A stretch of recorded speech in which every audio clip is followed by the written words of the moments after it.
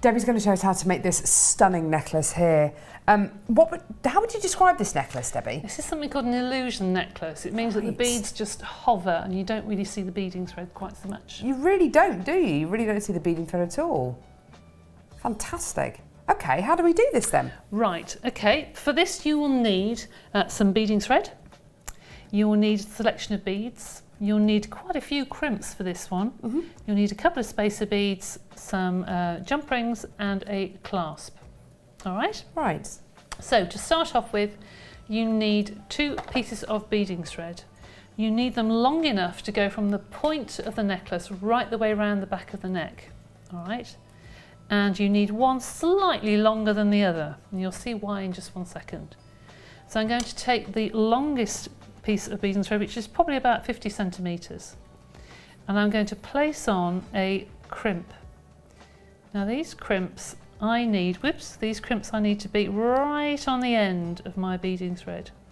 Okay. So I'm going to hold them in my pliers and I'm going to take it right to the end of my beading thread. Okay. Now if you can't quite get that, don't worry, you can just trim it off to be right on the end of your thread. And then I'm going to place on one of my beads and a spacer bead and another bead. Beads are alive, Debbie. They are. They don't want to stay on here at all, do they? And then another crimp. So feed on the crimp and I'm going to squash that again with my pliers really firmly. Then you need to evenly space out your design. So I'm going to pop another crimp on, but before I let it fall, you can use a piece of card or a piece of paper and you just place that in line with your previous crimp. Right. And when you let this one fall, it just hits the top of the paper and then you squash the crimp again. So you get regular spaces. That's right. So that is your next bead to go on. So you put your bead, you put your spacer, you put this second bead and another crimp. Now, this is where you want your necklace to part. So you take your second shorter length of thread and you feed that down that crimp and down through the bead. Okay. Through the first bead, just through the the top first one? bead, just through the top bead. Okay. All right. And then take your pliers right. and crimp. And that now Brilliant. separates your threads. Oh, that's clever. All Okay. right. And take your 2 threads now.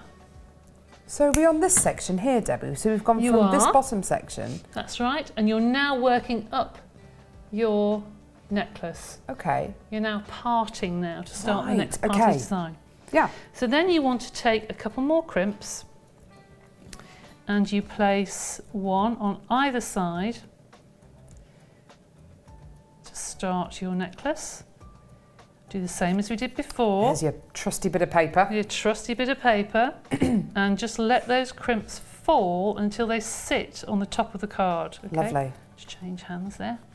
Just sit on the top of the card and then you crimp. And you know they're in the same place.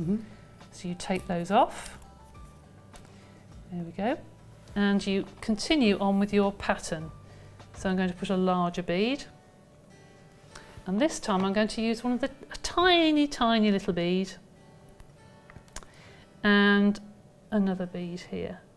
And that's my pattern of beads that I'm going to continue going up the necklace. So I'm just going to do the one side, put a couple more on, put a crimp, squash that crimp, and then use my spacer once more and put a crimp onto the end of my beading thread. Again. Ooh. Go on. Can't see here, that's better. That's okay. There we go. Whoops.